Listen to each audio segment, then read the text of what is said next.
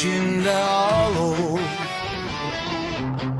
Sükut danışır ama biz kışkırırız. Zamanın dişleri iz salıp ruhuma. Her saniye bir savaş, görünmez uçurumda. Küle dönmüş arzular nefes alır gizlice. Köz kimi yanırık biz sönmeden içimizde. Kır bu sessiz zinciri, çık gölgenin altından. Hakikat sessiz değil, korkma öz adından.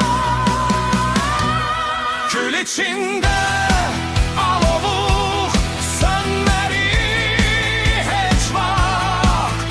Sessiz çığlıktan doğar en büyük inkılap. Karanlıkla barış yok, bizde başka kan var.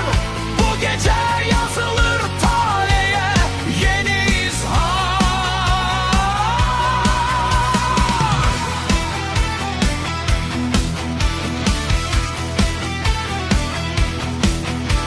Divarlar kulak asır, gizli saklar sirrini. Ama ürək susmursa pozar her bir serhedi. Yalanın kölgesinde hakikat donur bezen. Biz onu oyadırıq sesimizle nefesten. Düş içinde düş kimi itme bu girdapta. Özünü tapan adam batmaz hiç vakt karanlıkta. Kül içinde alovuk sönmeri hiç vakt.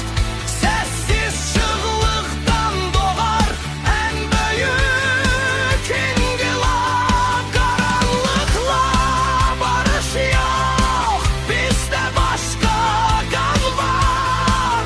Bu gece yazılır tarihe yeni izhar. Hey, bu ses susmayacak, hey, bu yolda yanmayacak. Kır zinciri, at korkunu, adını yaz geceye.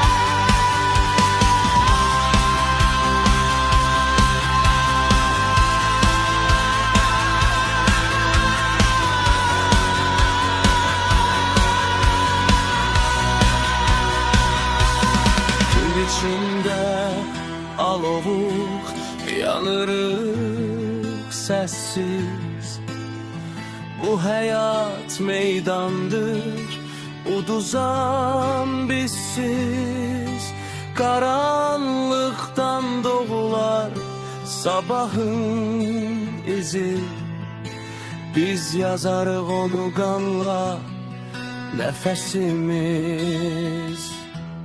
Kül içinde alovuk